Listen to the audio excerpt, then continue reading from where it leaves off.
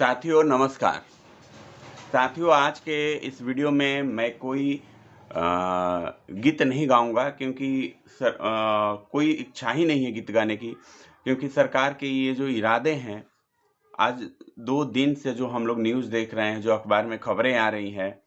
कल जो है हमारे आनंद किशोर जी ने जो बिहार विद्यालय परीक्षा समिति के अध्यक्ष हैं, उन्होंने घोषणा किया कि हम 2023 एसटीईटी लेंगे और उसके बाद जो है हम सबकी नियुक्तियां करेंगे। फिर आज की खबरों में आती है अखबारों में कि हम जो है बीपीएससी के माध्यम से एग्जाम लेंगे। ये कितना घोर अन्याय है। तमाम एसटीईटी उत्तीर्ण 19 उत्तीर्ण साथियों के साथ, या फिर हमारे सीटेट बीटेट के जो अभ्यर्थी साथी हैं उनके साथ हमको ये सरकार हम लोगों को एकदम पैरों तले कुचल देना चाहती है, नहीं चाहती हम लोगों को रोजगार देना।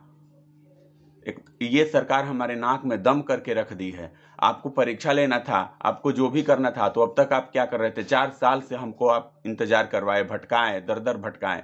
क्या नहीं आपने हश्र किया हम युवाओं का। फिर उसके बाद आप बीपीएससी से एग्जाम लेने की बात कहते हैं।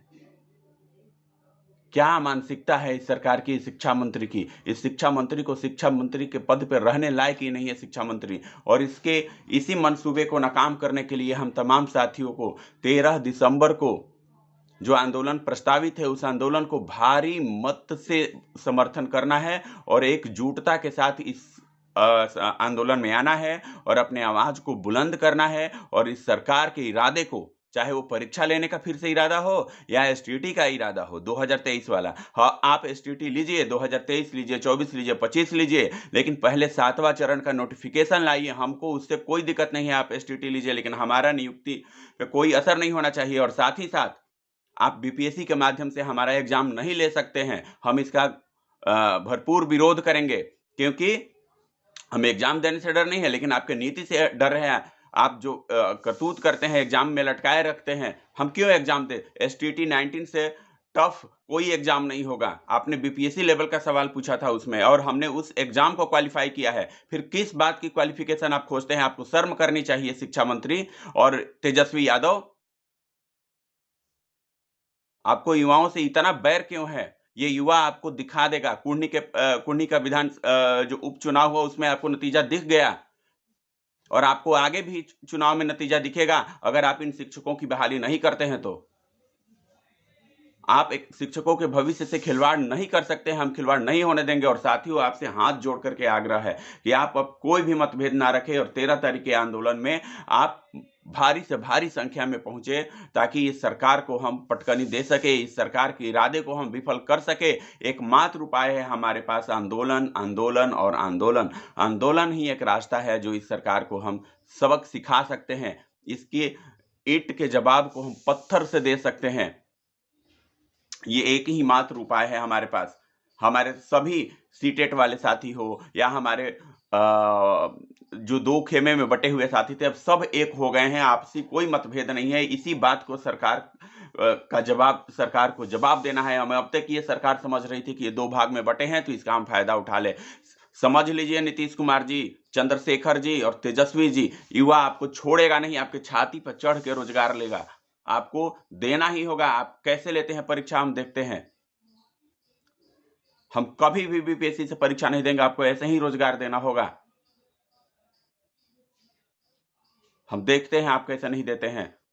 किसका इरादा बुलंद है, आपका या मेरा? आपको झुकना ही होगा शिक्षा मंत्री जी। आपको तो शिक्षा मंत्री कहलाने का कोई हक ही नहीं है। आप शिक्षक हैं ही नहीं। आपके जैसा तो चोर बेईमान शिक्षा मंत्री मैंने कहीं देखा ही नहीं, जिसको ना बोलने का तौर तरीका है, ना कोई जानकारी है, ना बिहार में कितने स्कूल हैं ये भी तक आपको पता नहीं है।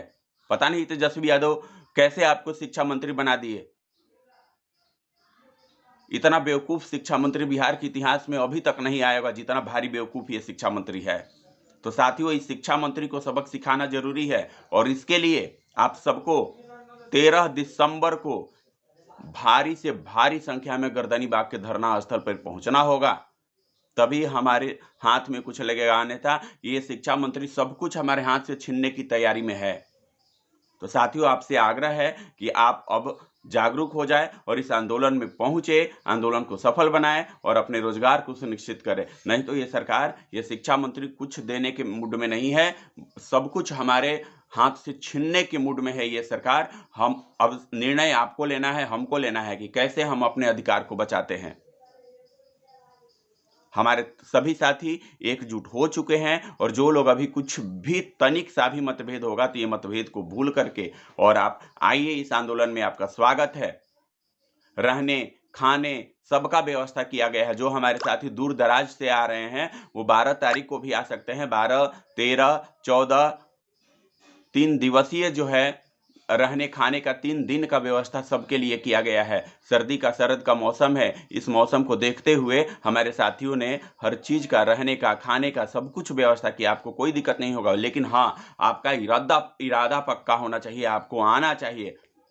और साथियों, थोड़ी सी कष्ट भी हो गई तो इस कष्ट को आपको झेलना पड़ेगा, क्योंकि ये आपके हक की बात हो रही है। थोड़ी सी कष्ट आपको जीवन को कितना सुखदायक बना देगा, इसको आपको सोचना होगा। ये सरकार हमारे साथ जो कर रही है अन्याय, इस अन्याय का हमें सामना करना होगा, डट के सामना करना होगा और इस अन्याय का जवाब देना होगा। आज 4 साल का ये हमारा समय, जो 4 साल से हम रोजगार के इंतजार में बैठे थे, और अब ये खबरें आ रही है कि हम बीपीएससी से परीक्षा लेंगे। सोचने वाली बात है, दिल दहदा। ये सरकार की एक सोची समझी साजिश है, षड्यंत्र है। सबको छांटने के लिए सरकार स्कीम लगाई है और इस सरकार के इस इरादे को हमें नाकाम करना है और इसका एकमात्र उपाय है आंदोलन में आना। आंदोलन में आकर के हम 80,000 की संख्या में है, कम से कम 10,000 लोग जिस दिन पटना की धरती पर उतर जाएंगे ना, इस सरकार की ईंट से ईंट बच जाएगी। इस सरकार को उसी दिन नियमावली को लाना होगा और बिना कोई शर्त, बिना कोई परीक्षा, बिना कोई री एग्जाम बीपीएससी के माध्यम से सरकार को विज्ञापन लाना होगा, क्योंकि युवाओं में शक्ति है। हमें अपने शक्ति प्रदर्शन को दिखाना है, अपने आवाज को बुलंद करना है। बुलंद इरादे के साथ पटना के गर्दनीबाग के धरना स्थल पे आना है और इस सरकार को दिखाना है कि अब हम एक हैं, हमारे में कोई मतभेद नहीं है। हम रोजगार को लेंगे, आपको देना होगा। और साथियों, आपसे आशा है कि आप हमारी बात को समझेंगे। आप अपने भविष्य को संवारना चाहते हैं, इसलिए आप पटना के गर्दनीबाग के धरना स्थल पर 13 दिसंबर को अवश्य पहुंचे।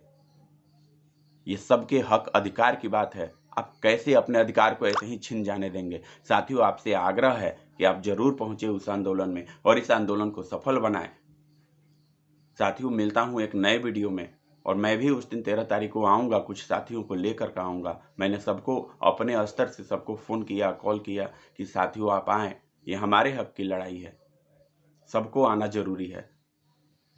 साथियों, मिलता हूं एक नए वीडियो में, तब तक आप अपनी तैयारी करिए। आंदोलन में आने के लिए दूसरा कोई उपाय नहीं है, दूसरा कोई रास्ता नहीं है, दूसरा कोई काम नहीं होना चाहिए। आपका एकमात्र काम है आंदोलन में आना और अपने रोजगार को सुनिश्चित करना।